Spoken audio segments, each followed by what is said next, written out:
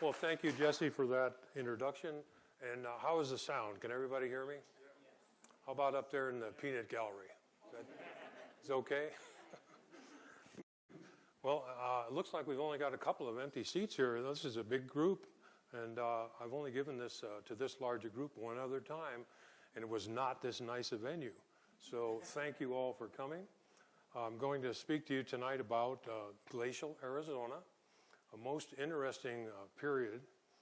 But when I ask someone, what do you know about Arizona during the glacial, the answer usually is they say, well, not too much or very little. This is a time period that people don't know much about. What people do know about the Ice Age are two things. It's the saber-toothed tiger and the woolly mammoth. We did have the saber-toothed tiger here during the glacial, but we did not have any woolly mammoths in Arizona during the glacial. What? We did have lots of mammoths, but they were not the woolly mammoth. The mammoth was very common here. We have over 100 localities where the remains of the Ice Age mammoth is found, but it was a larger friend, relative of the woolly mammoth, the Columbian mammoth. So the typical stereotype people have of the Ice Age goes something like this. Usually includes a frozen landscape, bitter cold wind blowing across the ice, primitive humans dressed in skins, crossing the ice, looking for food. Life is tough in the Ice Age, right? Very difficult. You're freezing to death just trying to keep warm. Well, this is a common way of looking at it, but it's totally wrong. This could not be further from the truth. The opposite is the truth.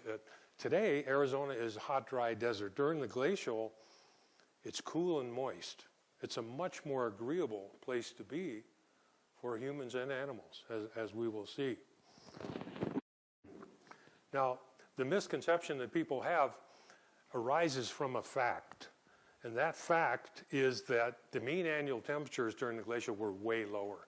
Actually, during the glacial maximum, the mean annual temperature here in Arizona was 10 to 12 degrees Fahrenheit lower than now. And towards the end of the glacial, where we're going to be focusing tonight, the last few thousand years, the mean annual temperature was about 7 degrees Fahrenheit colder. So this gets people to think the way they think, but it's misleading. And the reason that that is misleading is that if you go across the state of Arizona today and you take the yearly overnight low temperature today in Arizona for a year, the average low temperature, and then you take the average daily high temperature across the state of Arizona today, the difference in the Ice Age was this. Notice the bottom is not moving. So the difference in the Ice Age, the winters were no worse than they are now. Some researchers, a few researchers, think the winters, the overnight lows were milder. But what we know for sure, the winters were no worse than now. The big difference, we did not have blistering hot summer days. We didn't have the hot summers. So what we had here was a climate regime. It was kind of like San Francisco. It was cool and moist. We didn't have the large swings between the overnight lows, and so it was much more agreeable than what we have now. So one thing that the lower temperatures did do was lowered the evaporation rate. And when you lower the evaporation rate, it's much wetter, even without more rain. So during the glacial, the evaporation rate is lower because of lower temperatures, and so it's much wetter. And I know we have some gardeners here, so they can tell you how much plants like water. So the wetter conditions produce much more vegetation. It's much more verdant. It's a green environment here. And that green environment, in turn, supports a huge population of animals. There's large gregarious herds of grazing animals, followed by a bunch of big cats, just like the Serengeti plains of Africa. During the glacials, Arizona is a safari park, a wild kingdom. And what about the human population during the glacial? You've all heard about the mammoth hunters. Were the mammoth hunters in Arizona? Well, in 1952, Dr. Emil Howry, one of the grand old men of Arizona archaeology, was excavating this giant extinct elephant, the big gray one here on the right, the Columbian mammoth, at Naco, Arizona. Naco's in southern Cochise County. It's a little border town. And the Columbian mammoth was very common here in Arizona. We have probably over 100 localities where we find the remains of this giant extinct elephant. And the Columbian mammoth did not share characteristics with the elephant. It was not an elephant-like animal. The Columbian mammoth that was so common here was a member of the elephant family. It was a gigantic elephant. Now, it didn't survive the great extinction at the end of the last ice age. Our modern elephants that did make it through that extinction are all much smaller. So as Dr. Howry is excavating this giant extinct elephant from the ice age, he finds 8 of these stone projectile points called Clovis points here on the right. Let's see if I can get this to work. Here we go. Oh, okay. Now, so he finds 8 of these in direct association with the bones of this elephant. So the job of the archaeologist is to interpret the archaeological record from the artifacts, to basically fill in the blanks of prehistory, to tell the untold story, the story lost in time. But what was the untold story from Naco? It was that 13,000 years ago, near the end of the last ice age, there were indigenous people in Cochise County, Arizona, hunting elephants. The story lost in time for Naco, if it were to be given a title, that title would read Elephant Hunters in Cochise County. So let's start off by looking a brief look at what is an ice age. Okay, so today 10% of the Earth's surface is covered with ice. It's the North Pole and the South Polar ice caps. Now, get my pointer working here. So here's the North Pole, it's sea ice, right? There's no land there. And ice propagates itself more easily where there's land. So the South Polar ice cap is much bigger. There's land there, Antarctica. So this is the largest continental glacier on Earth, the Greenland ice sheet, after Antarctica. So today, 10% of the Earth is covered with ice. It's the 2 polar caps. Now, there is some ice in alpine glaciers in the mountains around the world, but that doesn't amount to anything. That 10% is in these 2 ice caps. So what happens in an ice age, those polar caps begin to grow until 30% of the Earth is covered in ice. So when the polar ice caps cover 30% of the Earth, they stay that way for a long time. It's 60 to 100,000 years. This is a glacial. It's moist and cool. At the end of that 60 to 100,000 years, the caps shrink back to 10%, the way we are now. This is the interglacial. It's warm and hot, like we are today. The interglacials are much shorter. They're 10 to 40,000 years. And at the end of 10 to 40,000 years, again, the ice caps begin to expand. So this happens one right after the other without a pause. This has been going on for several million years. So the average length of one of these cycles is 100,000 years. Now the length varies of the glacial and the interglacial, but the average is about 100,000 years. So tonight we're going to be looking at the last glacial, when we first see evidence of human activity here in the New World, roughly 15 or 16,000 years ago.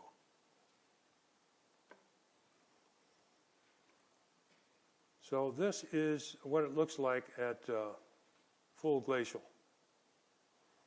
So here is, let me get my pointer going. So this is, again, is 30% coverage. Here's the North Pole sea ice. But come down here towards Europe, and the British Isles are completely covered with ice. The ice extends all the way down to about mid-France. Coming across the Atlantic here, it's about 1,200 miles, Newfoundland, Labrador, and somewhere in this area is New York City. So Central Park in New York City is under ice. And it's solid ice from there all the way north to the North Pole. This is the Laurentide ice sheet, and it's 2 miles thick. It's in places. It's 10,000 feet thick. Here's the furthest extent of that ice. This is the Kentucky-Ohio border. Ohio is completely covered in ice. But out here in the west where we are, the ice sheets hardly came into the northern states.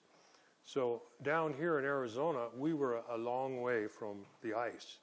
Now, if you were up close to that ice, anywhere within a couple hundred miles, then that stereotypical idea of the freezing wind and the ice and all, that's true. But down here where we were, it was a lot different, as you will see. So when 30% of the Earth is covered in ice and it's up to 2 miles thick, it uses a lot of the Earth's water. Where does that water come from? Well, all of the Earth's oceans are 400 feet lower during the Ice Age. There is a 400-foot sea level drop globally. And this is most of the time during Earth history because the glacials are much longer than the interglacials. So an interesting thing happens when the oceans are 400 feet lower. In places, many oceans are not 400 feet deep. And this includes all the continental shelves. The state of Florida, which has a wide continental shelf, is nearly double the size during the glacial. A lot more real estate is exposed. So this is a seafloor map with the water removed. Here's the continental shelf. We're coming up the coast of Canada here towards Alaska. And an interesting thing happens right about here. Today, this is the Bering Sea. This is covered with the Bering Sea, but the floor of the Bering Sea was not 400 feet deep. So starting from right about here, going north through the Bering Strait, up for 1,000 miles is dry land during the glacials, again, which is most of Earth's history. So this is the Bering Land Bridge that you learned about in school, but it's not this narrow passage. It was 1,000 miles. It has a name. They call it Beringia. So during the glacials, North America and Eurasia, the Old World and the New World are connected. So we're minus one continent. We'll let the geographers figure out how to deal with that. So here's Beringia, and strangely enough, during the glacials, it's largely ice-free, as was a large portion of central Alaska. And the reason is that they were polar deserts. There was very little precipitation there. So as far as the peopling of the Americas, the theory that is most widely accepted is that people came from Eurasia into Beringia, lived there for thousands of years, and then somewhere around 15 or 16,000 years ago, they began to come out and go south along this coast here and peopled the New World. Now, so those dates are about 15 or 16,000 years ago. Those are the ones that are not controversial. There's many older dates. You might have heard about the human footprints that were found at White Sands a couple of years ago. Those look really good. The genetic people think that eventually we're going to be able to push the peopling of the New World back 50,000 years. So next, let's take a look at the vegetation.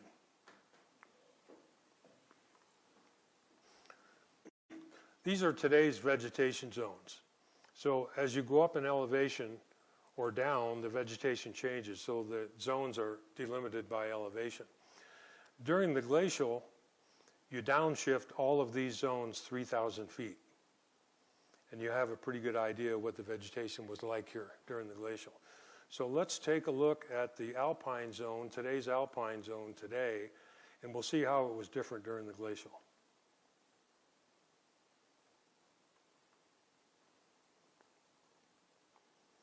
Okay, the alpine zone above 11,000 feet only exists in one place in Arizona, the San Francisco Peaks near Flagstaff.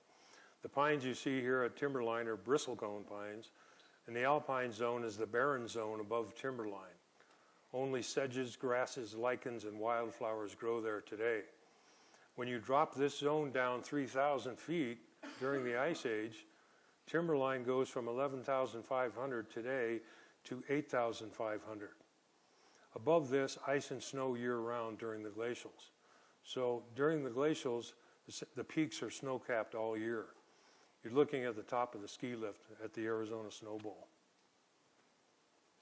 So we just looked at the uppermost zone. Let's look now at today's lowermost zone and see how that was different during the Ice Age. So the plants in this zone endure high temperatures and low precipitation. Here you're going to find all our Sonoran desert species, ocotillo, palo verde, mesquite, creosote, and cacti. And as you know, the beautiful saguaro cactus blossom is the official state flower of Arizona. Unfortunately, it was not here in the Ice Age.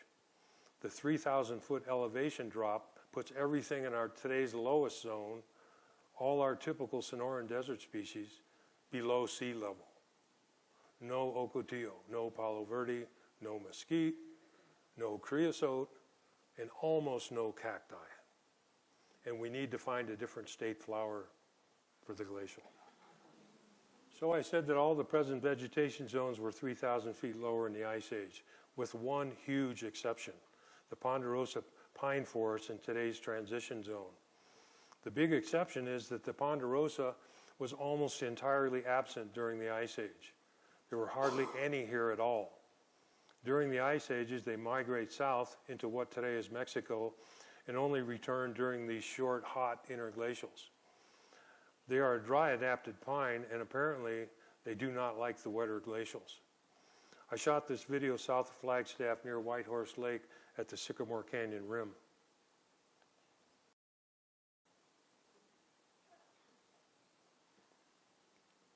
This is the San Pedro River Valley in Cochise County, southern Arizona. Here I want to talk a little bit about the effect of evaporation on rainfall. It was over 100 degrees when I shot this summer monsoon squall, but I can remember one day in Phoenix when it was over 120 and the airplanes couldn't take off at Sky Harbor. When rain falls through air that's that hot, a lot evaporates. In some cases, it all evaporates. None reaches the ground. And the ground is baking hot, so what does reach the ground boils off. Very little sinks into the ground today to charge the aquifers and bring up the water tables. Water tables today in Arizona are very low. So here's the big difference. A hot summer day in Ice Age Phoenix was not 115 or 117. It was in probably the low 80s. Here in Prescott, our hottest month is July. We average 87. During the glacials, it was probably in the upper 60s, probably room temperature during July. So the reason Arizona is classified as desert in the rest of the American Southwest is because the evaporation rate exceeds the precipitation rate. When you lower the temperatures in the Ice Age, the evaporation rate also drops by about 25% and possibly a lot more, resulting in much wetter conditions with the same amount of precipitation that we have today. You don't need higher rainfall to turn Arizona into a Garden of Eden. Just lower the evaporation rate. It creates a lot more effective moisture, much wetter conditions, a greener, richer environment without more rainfall. Very different from the hot, dry desert that we know today. Now, the current thinking is that we did get more rainfall during the glacial, but the estimates are all over the charts. They range from a little more than today to as much as double the amount of rain we get today. There's a big spread. So this is another area where our understanding is not very precise. Now, in the far distance is the town of Naco, here at the border, that we talked about in the introduction. So if you come from Naco up the San Pedro River Valley here for 20 miles to the town of Sierra Vista, which is just out of the picture here to the right, Arizona has 6 mammoth kill sites. That is, sites where we find the remains of the extinct mammoth, elephant, associated with human artifacts, and those artifacts are Clovis points. This is the densest bunch of mammoth kill sites that I'm aware of in North America and possibly the world. So next we're going to see what happens when the water tables come up during the glacial.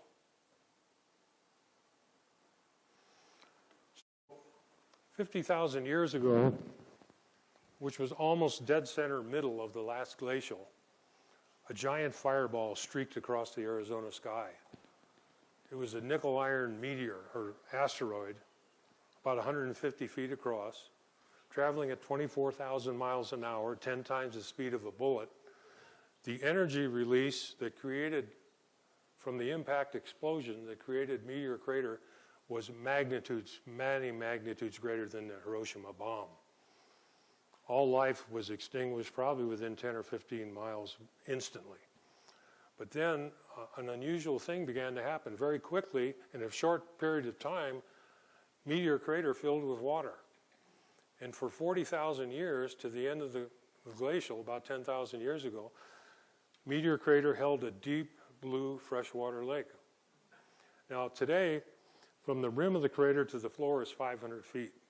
And today the water table is 180 feet below the floor of the crater.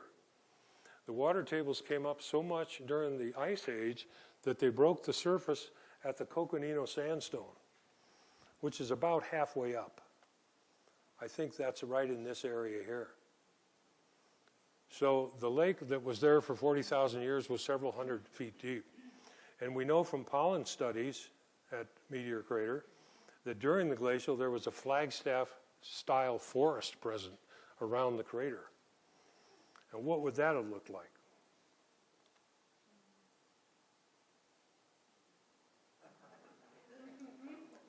So, this is the Meteor Crater, Crater Lake, Oregon National Park. Now it was formed by a volcanic eruption, not a terrestrial impact. Hence, we have this cone in the center. But if you use your imagination and take away that cone, you got a pretty good idea what Meteor Crater looked like during the Ice Age. So here's the point. Imagine that water tables were to rise hundreds of feet today. Many of your property values would go up. Waterfront property. So when the water tables come up, they break the surface. We have artesian springs all over the place. All our dry washes are running. Every low spot, every valley bottom has some kind of a pond or lake in it. Little desert streams like the Verde River are huge. The Colorado River is a monster. And easily 10 to 15% of the state's area is covered in fresh water. And during the glacial maximum, it may have been 20 or 25%. So it was much different. Now we've come to the end of the look at our glacial environment, so let me just summarize the paleo environment. If you take today's dry, hot desert Arizona on one hand, one extreme, and the other extreme you take a steamy, rains every day jungle, Ice Age Arizona probably was right down the middle, or maybe 3/4 of the way towards that Garden of Eden. Very different from what we have today. So why do we call it an Ice Age? The term is not the most appropriate. It's actually a misnomer. So let's leave part one now, the Ice Age environment, move on to part two, the animal population. We're going to start with an animal that is pretty well known.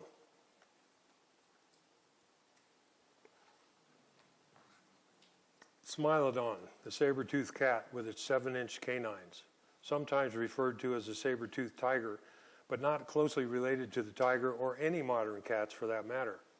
It was more robust than today's cats, and to some degree, it had a bear-like build. Smilodon was much bigger than any of the modern cats. We don't know what its actual code pattern was. The artist's depiction here shows it as a black spotted cat. And it may have been black spotted, or it may have had stripes, or maybe a plain coat, like today's mountain lion. We don't know. We only have its bones to go from. But the bones tell us that this was a carnivore that could weigh over 600 pounds. That's 100 to 150 pounds more than the African lion. Smilodon was an African lion on steroids. It was 25% heavier. Now notice that he has a very short bob tail. Long tails on cats are used for balance on the chase, making quick turns at high speeds when they're chasing down animals. That tail, they use that for balance. Well, he doesn't have that. And also, if you look at his hind quarters here, the way his back slopes down, his hind quarters were not very large. They were not powerful. His hind quarters were small. He was not built for speed. He was certainly not a fast runner. He was not a pursuit animal.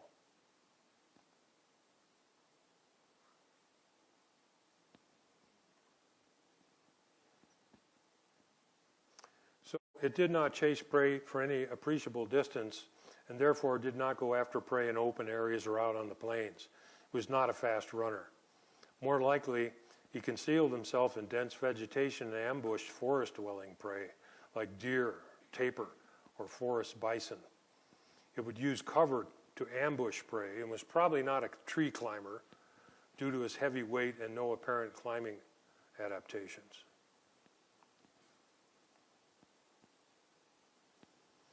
Now let's look at another big cat that was present here in Arizona, the American lion. At 750 pounds, this carnivore was one of the largest cats that ever lived.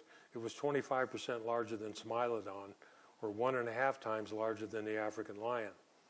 This is the Page Museum at the La Brea Tar Pits, downtown Los Angeles, California. It has the most complete collection of Ice Age animals in the world. In fact, the wild menagerie from this time period that we're talking about is called the Rancho La Brean megafauna. The term megafauna refers to a big game animal that weighs over 100 pounds. So the artist's depiction here is with a plain coat. It does not have a long mane like the African lion. We're guessing. We really don't know. The big question is whether these cats were solitary animals like our mountain lion, or they were pack hunters like the African lion. Time will tell. The term American lion may be a misnomer, but we do know that it was not a huge jaguar. The jaguar was present here also during the glacial, but the bones of the two, when compared side by side, are very different. Here is the American lion on the left and Smilodon on the right, about to mix it up over a meal. Interesting creature in the background. We had 3 different ground sloths present here in Arizona. 2 of them were giant ground sloths. This is one of the giants, Megalonyx jeffersoni. It was over 10 feet tall, standing on its hind legs, and weighed 1,000 kilos, over 2,000 pounds. It's been found in southern Arizona and in northern Arizona on the Colorado Plateau. Back in his day, Thomas Jefferson was very well versed in the sciences of his day. And back then, he was given some bones and claws of this animal, which he mistakenly assumed belonged to a large cat. Now, he didn't believe in the extinction of species. This was a common view in science at that time. So upon fitting Lewis and Clark, he told them to keep a sharp eye out for this animal and hopefully bring him back a specimen.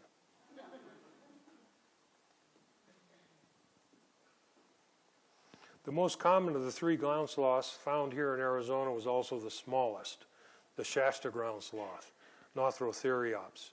It weighed somewhere between 500 and 1,000 pounds, and its remains have been found in Rampart Cave in the bottom of Grand Canyon. The dung layer in the floor of Rampart Cave was 20 feet thick and actually contained hair of this sloth and possibly bits of its hide. This is the way all 3 of the ground sloths looked. The only difference was in size. So the next slide, we're going to look at the most awesome predator of the Ice Age. Any guesses?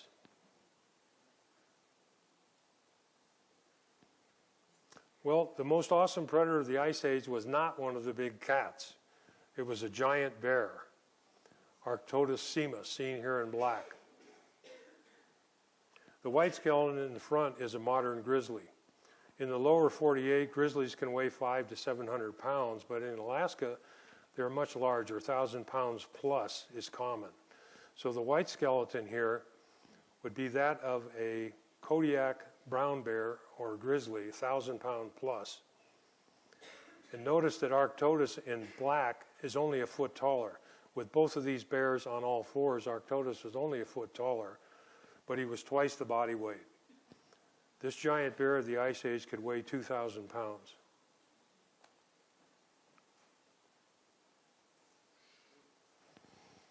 It was the largest bear ever known and may have been the largest carnivorous land mammal that ever lived in North America. It had a leaner build than the grizzly, longer legs, and was much faster than any modern bear. It was probably the fastest bear that ever lived. Estimates are that it could run perhaps as fast as 30 miles an hour plus. Now, the fastest a human has ever run, in comparison, an Olympic sprinter, is 24 miles an hour.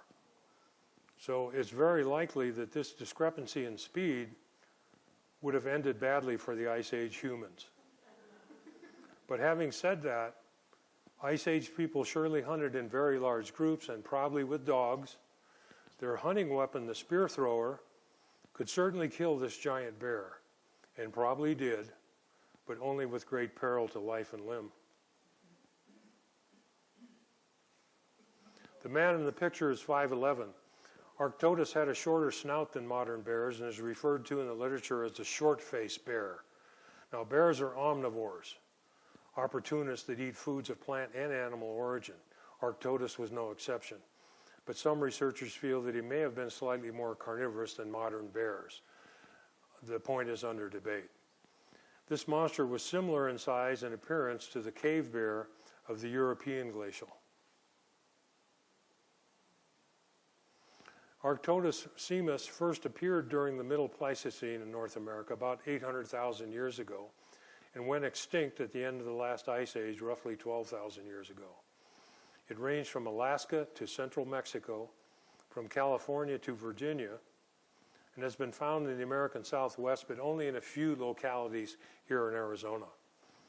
Because of its great size, it could run any carnivore off its kill.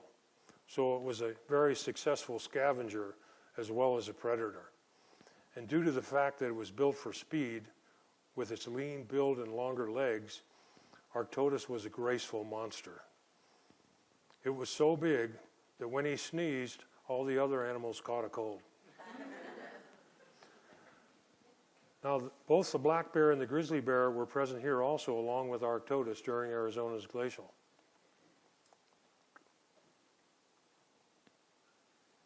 Let's move on to talk about the Columbian mammoth seen here. Remains of this giant elephant have been found all over the state. It was very common. We have somewhere between 70 and 100, possibly over 100 mammoth localities here. And as I said earlier, it was a member of the elephant family. It was a gigantic, true elephant. Today, the largest land mammal on Earth is the African bush elephant. An average bull elephant, African elephant, can be over 10 feet tall and weigh 6 tons. That's 12,000 pounds. The Columbian mammoth could weigh 9 or 10 tons. That's 18 to 20,000 pounds, and can be as tall as 13 feet plus. Its tusks were commonly 10 to 11 feet long. The longest tusks ever found were 16 feet.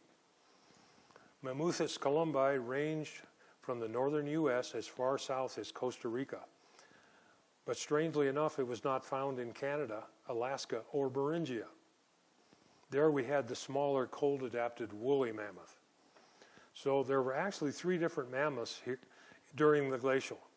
The smaller, cold-adapted woolly mammoth, which was not present in Arizona, the larger Columbian mammoth, the one we had in Arizona, and a third dwarf or pygmy mammoth, which only stood 5 feet tall, which was also not present in Arizona. So here in Arizona, we only had one of the 3 kinds of mammoth, the giant Columbian mammoth. No woolies, no pygmies in Arizona. The large Columbian mammoth on the right, again, was a true elephant. The elephant-like animal on the left is the smaller American mastodon, Mammut americanum. It was the size of today's Asian elephant, which is the smaller of our modern elephants. The mastodon was not common in Arizona. It's only known from 9 or 10 sites compared to 70 to 100 for the Columbian mammoth. So let me try to clarify. There were 3 types of mammoth during the glacial, but only one of them was found here in Arizona, the large Columbian mammoth. But here's where it gets confusing. Arizona did have 3 large creatures with tusks and trunks, but only one of them was a mammoth. What were the other 2? One is pictured here, the American mastodon. The 3rd large animal with a trunk and tusk was the gomphothere, which I don't have a picture of. It was similar in size and appearance to the mastodon, was also an elephant-like animal, not a true elephant like the mammoth. Now, there's no debate that the large Ice Age elephant, the Columbian mammoth, was hunted by Arizona's glacial people, as was the mastodon. The gomphothere most likely was also, but right now we have no evidence for hunting of the gomphothere. Now, notice the small ears on this Columbian mammoth. The ears on the modern African elephant are 4 times as large. Now, all elephants' ears are loaded with blood vessels. So when the African elephant flaps his big ears, they become radiators for cooling. The mammoth was adapted for a cool environment. He did not need big ears for cooling. The mammoth also had this large dome on the top of his skull that modern elephants do not have. And for the mammoth's tusks, they initially extend outward from the head and then curve back inward and up at the tips, different from modern elephants and nearly twice as long.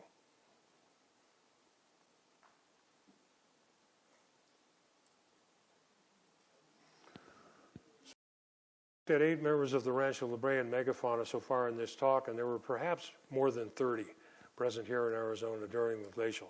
It's time to move on. And lastly, there was a giant condor with a 12-foot wingspan, one of the largest known birds of flight. Imagine what it was like for the Ice Age people living here, watching that bird sailing overhead in Grand Canyon. The last thing we'll talk about before moving on from the animal population to the human population is the Great Extinction, known as the Quaternary or Pleistocene extinction. Near the end of the last ice age, roughly 12,000 years ago, more than 30 big game animals went extinct. That's over 70% of the Rancho La Brea megafauna. The 6 to 8 big game animals that we have here in Arizona today are just the few that survived that extinction. This is puzzling. The change from the glacial near Garden of Eden to today's hot, dry desert is a radical change. And this drastic change places great stress on the animal population. But what's puzzling is that this same radical change has occurred dozens of times in the past. Glacial, interglacial, glacial, interglacial, without extinctions. So what might have been different about this last glacial to interglacial transition?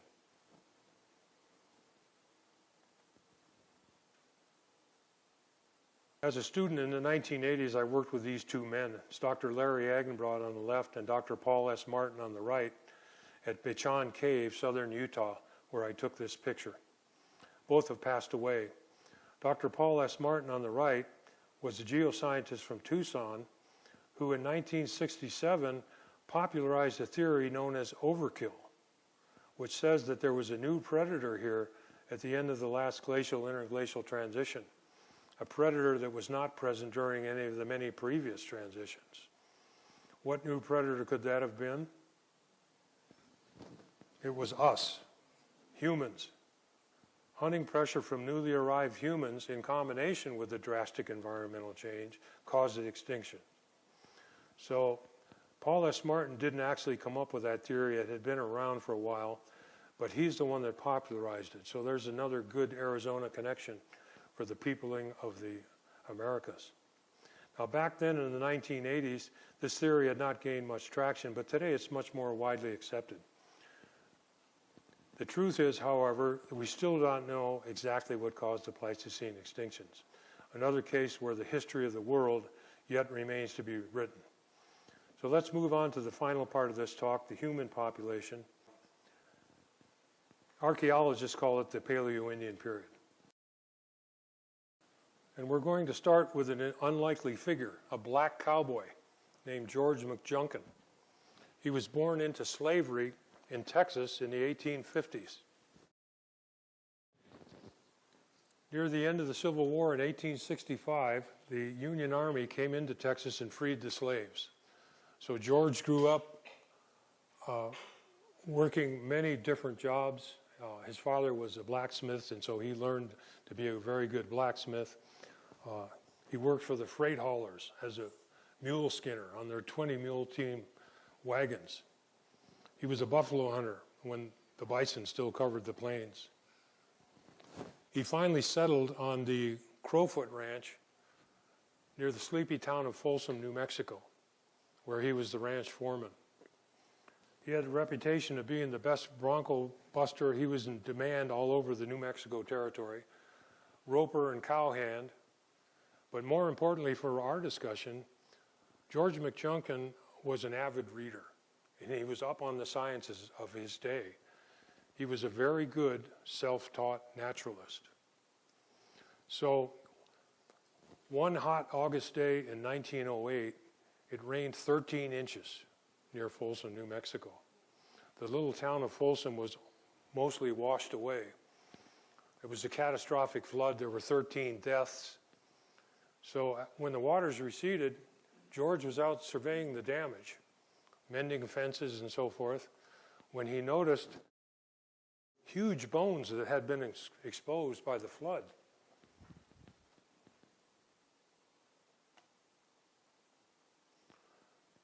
Now, having been a buffalo hunter, he immediately recognized what these bones were. It was they were bison. This was an animal that he knew very well, from nose to tail and every inch in between, having been a buffalo hunter. So he immediately realized what it was, but this bison was much bigger than the animal that he was so very familiar with. The horns on this bison were almost straight, and it was almost 3 feet between the tips. Now, he hadn't poked around very long, and he found stone projectile points right with the bones. These would later be called Folsom points after the nearby town. So George realized immediately, he knew what he had. He was up on the sciences. What he found out there was that this meant that there were native people here going all the way back to the Ice Age. Going back to, there were people here when the Pleistocene animals were still living. He knew that in 1908. So the rest of his life, he spent trying to generate some scientific interest. He took people out to the site. He talked it up a great deal. 14 years later, when he passed away in 1922, nothing had been done. It was not until 1926 when a person that, after his death, 4 years after George's death, one of the people that he had taken interested the Denver Museum to start an excavation. The year was 1926. Then during the second field season, 1927, this Folsom point was found between the ribs of the now extinct bison antiquus, which was 25% larger than the modern bison. Now, up until that time, the scientific community thought that Native Americans had only been here, maybe a couple thousand years. You know, they haven't been here very long. So we can run them off their land. They haven't been here. So the discovery at Folsom changed our understanding. We realized that the native population was here way more than a few thousand years. In fact, there were native people here during the Ice Age. This was big news. It made headlines around the world. Now, estimates at the time put this about 13,000 years ago, and we now know with our modern dating techniques that this was pretty correct. Clovis and Folsom were both near the very end of the last Ice Age. A few years later, in the 1930s, Clovis points were found with mammoth remains at the Dent site north of Denver. The 3 Clovis points at Dent were the first Clovis points found in direct association with the Ice Age elephant, but they were simply considered to be larger versions of the Folsom points that had just been found a few years earlier. The early 1930s was the Dust Bowl era. Winds blew away topsoil and sands, exposing things that had not seen the light of day for thousands of years. In this case, a mammoth tusk weathering out of the sand hills at Blackwater Draw, Clovis, New Mexico. Excavation at the Blackwater Draw gravel pit, the Clovis type site, revealed that the Clovis culture artifacts were lower in stratigraphy than Folsom. Thus, Clovis was older than Folsom, and Clovis was associated with a full range of Ice Age animals, the mammoth and all the rest, while Folsom was only associated with Bison anticus, a giant buffalo that survived the Great Extinction for several thousand years, after all the other animals went extinct. The 1930s passed. There were sporadic finds in the 1940s. Then in 1952, the Naco mammoth was excavated with 8 Clovis points. It was a 5-day salvage excavation. Now the 8 Clovis points that were found with the bones were clustered around the mammoth's vertebrae, where the elephant's vertebrae was closest to the surface, and also in the chest cavity. So if you think about it, if you would have to strike this animal in the spinal column to drop it, or a vital organ, and it's very difficult to get a spear into that, to penetrate that far into the vital organs. So to have any success in the hunt, preferably the elephant is struck in the spinal column, dropping it immediately. If it drops in a foot of water, that's where it's butchered. You're not going to move it. When Ice Age elephants were butchered, the bones were often stacked in piles, and chipped stone flakes and stone tools used in the butchering are present. Clovis people used bifaces for butchering. These were sharpened as needed during the butchering, leaving lots of chipped stone flakes at the carcasses. None of that evidence was present here at Naco, suggesting that the Naco mammoth was one that was definitely attacked. It was 8 Clovis points, but unsuccessfully. There was no butchering. It got away. So it looks like the Ice Age hunters, in this case, went home without dinner. They were not able to eat mammoth steak, at least not from this animal. Now, while at Naco, the excavators learned from a local rancher, Ed Lehner, that there was a similar situation at his ranch 11 miles away, where large bones were exposed deep in an arroyo.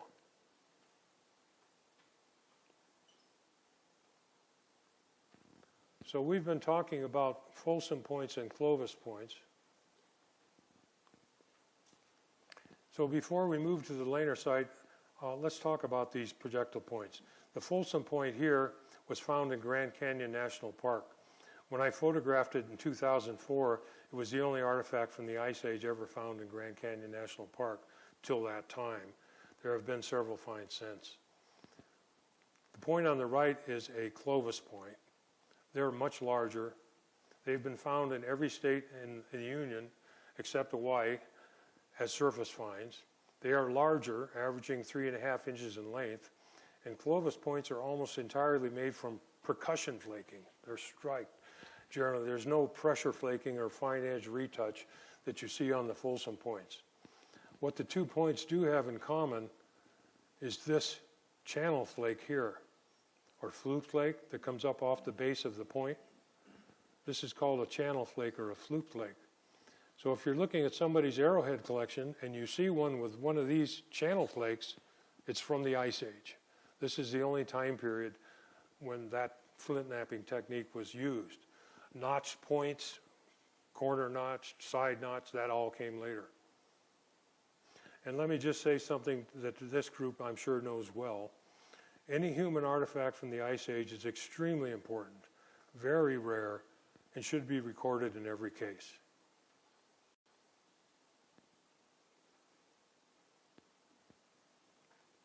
At the Lehner Mammoth Kill Site, the remains of 12 mammoths, horse, bison, and tapir were excavated along with 13 Clovis points. Today, the area is semi-arid grassland with mesquite and blackbush. During the glacials, this dry wash was a permanent stream lined with a gallery forest of pine, ash, alder, and walnut. Now, all 12 of the mammoths were calves, or immature young adults. Going after a 20,000-pound angry bull mammoth with 15-foot tusks would be very, very dangerous, or more likely a suicide endeavor.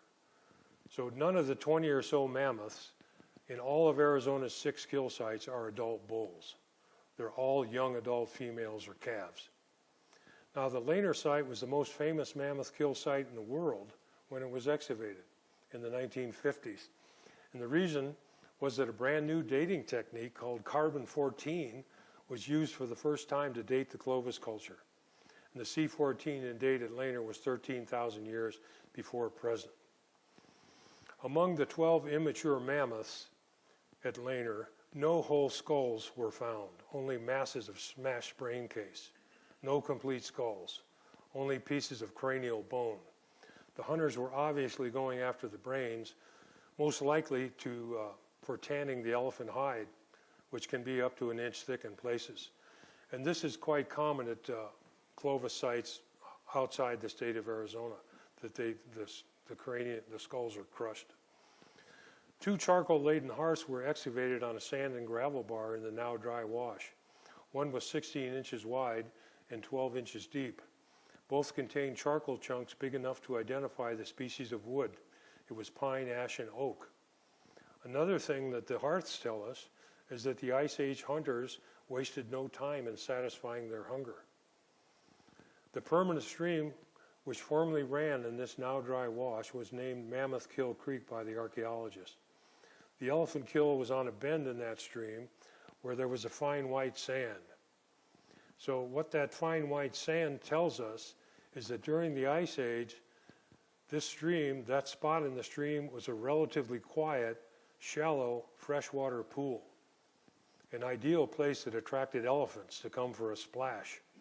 And on one side of the pool was a vertical bank of red clay, a wall, a perfect containment or trap to attack the Ice Age hunters, to attract the Ice Age hunters.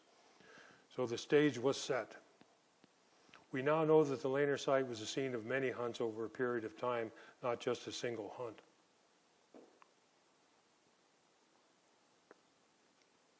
The last site we'll visit is Murray Springs.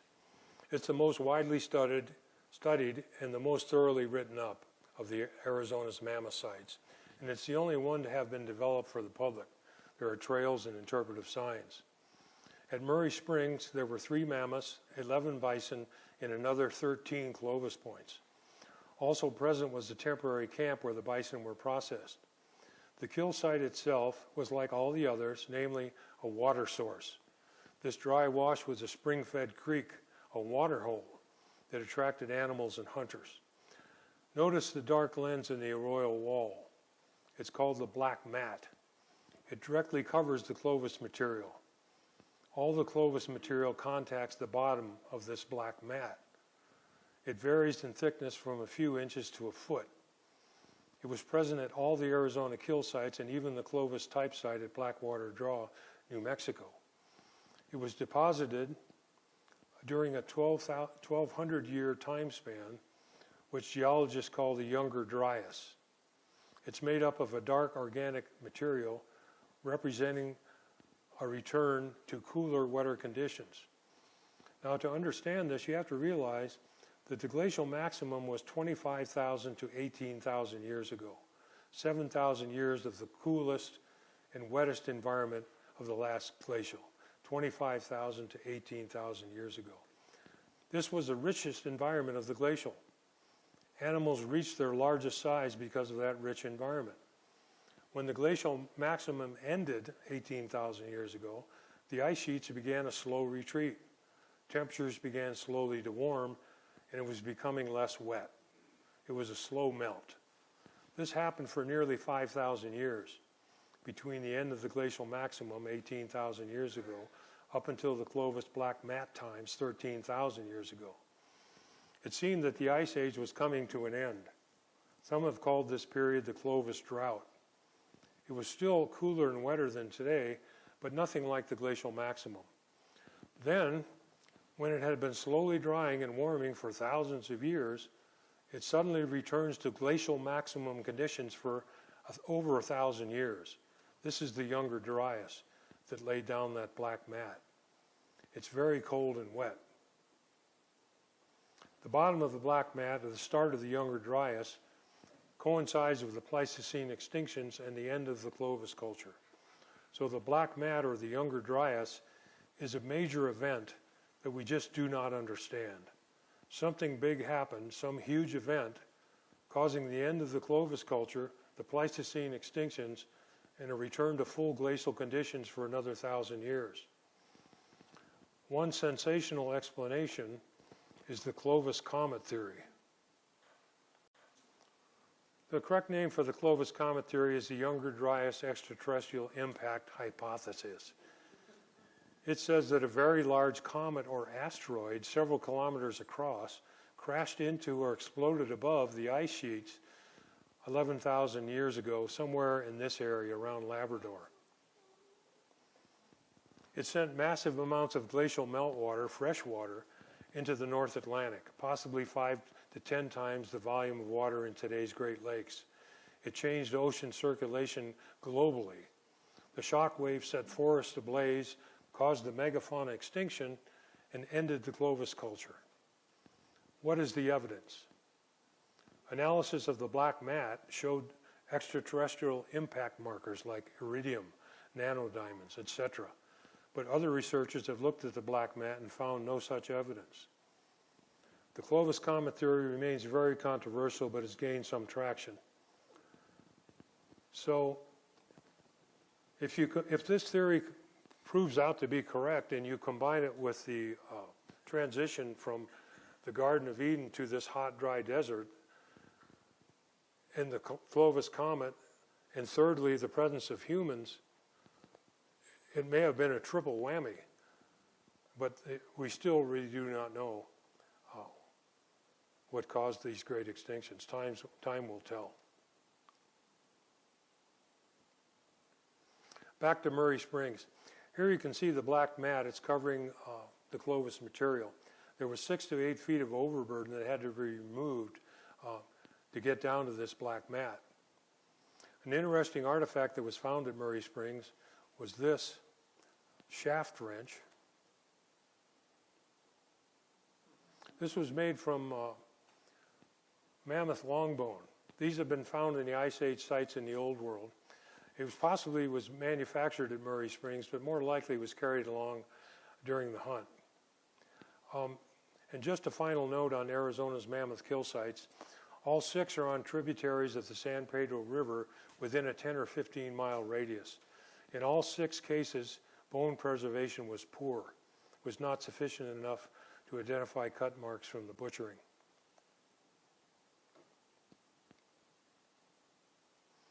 I used the term arrowhead before. Projectile point is the term that professional archaeologists use. Why? Because the bow and arrow is a pretty recent introduction. In the American Southwest, it was introduced sometime after Christ, probably around 500 AD. Prior to that, for at least 15,000 years, all through the Ice Age, a weapon called the spear thrower was used. Now, when you throw a spear, your arm is a lever. The spear thrower makes your arm, the lever, 2 feet longer, producing greater speed, up to 125 miles an hour, and tremendous thrust. It's also called the atlatl, which is an Aztec word. One of the Spanish chroniclers wrote that with the atlatl, an Aztec warrior could throw a spear completely through a Spaniard that was wearing a coat of mail.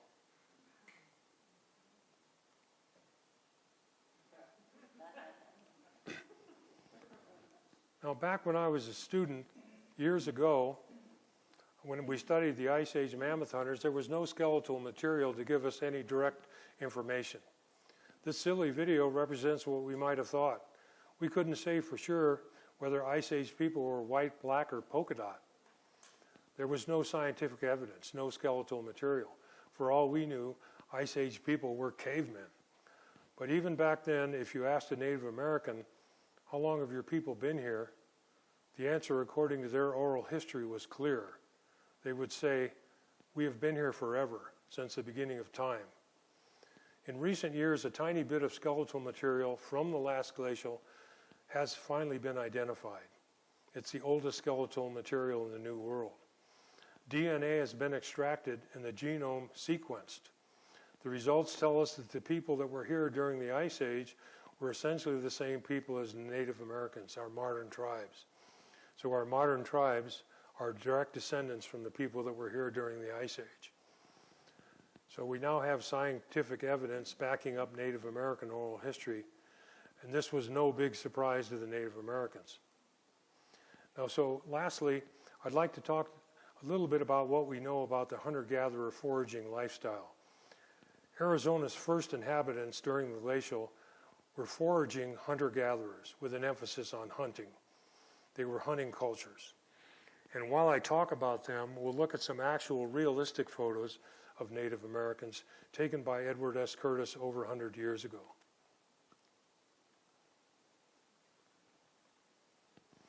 I mentioned that we still have hardly any skeletal material from the Ice Age here in the New World. This is not the case in the Old World.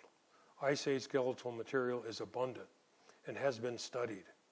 The injuries seen on the Ice Age bones there in the Old World are similar to the injuries that suffered by modern rodeo cowboys.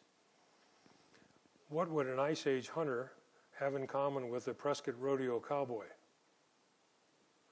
It seems that they both get thrown around by large animals. What do we know about band size? How big were the groups of people in Ice Age Arizona? One of the largest elephants butchered in Arizona was at Murray Springs. It was a sexually mature young adult cow. It likely yielded 4,500 pounds of meat. How many people would it take to carry away that load of meat? Probably 50 to 70. Now, if the meat were dried, the weight would be reduced to 900 pounds and probably could be carried by 10 or 15 people. Band size is limited by the carrying capacity of the environment. And we know that Ice Age Arizona was an extremely rich environment.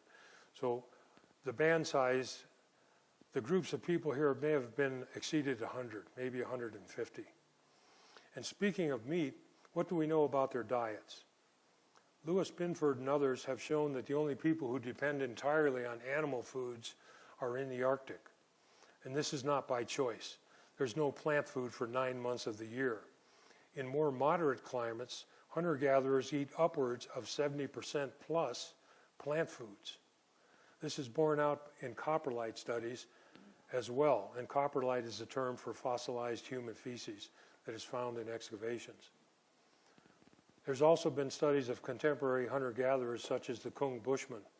It was found that they consume 100 grams of fiber a day, 4 times what we consume. Fiber is only found in plant foods. All foods of animal origin have no fiber, 0. Now, they definitely were not vegetarian, don't get me wrong. But wild meats are very different from today's factory farmed pork, beef, and chicken, which is available in our supermarkets. And even hunting cultures consume 4 times as much fiber as we do. The 3 main diseases that kill us are heart disease, diabetes, and cancers. These are chronic diseases related to our unhealthy, rich Western diet and sedentary lifestyle. We die from diseases of affluence.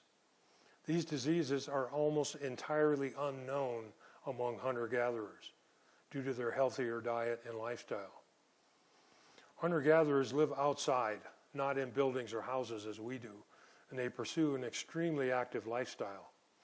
Running plays a big part in all indigenous cultures. And the diet also puts them in tremendous physical conditioning, their diet and lifestyle. So people here in Ice Age Arizona definitely had a healthier diet and lifestyle than we do. So you would therefore expect that they should have a longer life expectancy. But they did not. Living into your late 30s or early 40s is the average. Hunter-gatherers in their 60s are rare. They die from infectious diseases due to lack of antibiotics. Complications from childbirth are high. Infant mortality rates in general are high. Another factor that limits their longevity is dental attrition, tooth wear. Indigenous people use their teeth like another set of hands for chewing hides, etc. In time, the enamel and dentine wear away, exposing the pulp chamber. This results in an abscess, which can be life-threatening. So living into your 40s meant considerable tooth loss and subsequent difficulty nourishing yourself and slow decline. Let's talk for a moment about social organization. A good way to do that is to contrast the social organization of our modern societies to that of the indigenous hunter-gatherer. In our modern capitalist societies, we have winners and losers. We have haves and have-nots. Some people with a lot, some people with nothing, and all levels in between. You'll see a man with a Maserati in the garage of his mansion and another man sleeping under a bridge. Our society is highly stratified because the distribution of wealth is unequal. Status and class are determined to a large extent by wealth. Wealth is power. This is not the case for the indigenous hunter-gatherers. This is probably a good time to define hunter-gatherer. A hunter-gatherer derives food and all of the rest of life's necessities from nature, without domesticated animals, no cattle, no pigs, no chickens, and without agriculture, no crops or farming. Well, how do they do that? They are nomadic. They're always on the move with a mobile lifeway, following the herds, harvesting wild plant foods as they become available. They do not stay in one place for very long, sometimes as little as a day or two. And there's no beast of burden to carry their stuff except for the dog. So when it's time to move, the wheel was also unknown to make a conveyance for carrying their stuff. So when it's time to move, you are limited to what can be carried on your back. This limits the amount of worldly goods or wealth that can be accumulated. This was the great equalizer. The distribution of wealth is equal. No one has a lot more stuff than anyone else. This social organization is called egalitarian, very different from what we have.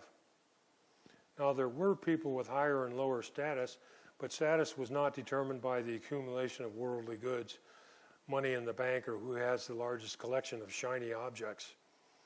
Other factors, such as how good a hunter you are, how generous you are when you bring a kill into camp, how much of your stuff you give away, how good an organizer you are when it's time to move, how well you know native plants for healing, etc., etc.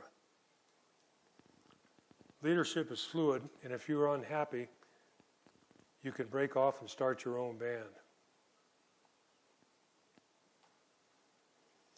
On that note, we have come to the end of my talk, and I hope that you might agree Ice Age Arizona was a true lost world, very different from what you may have imagined.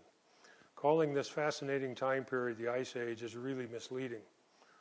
I should change the name of this talk to Ice Age Arizona, Not What You Thunk.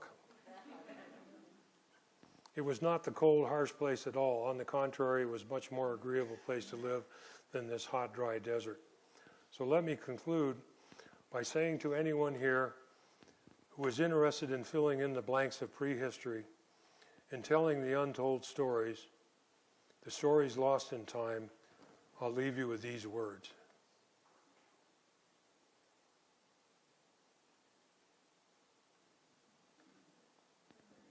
Thank you all so much.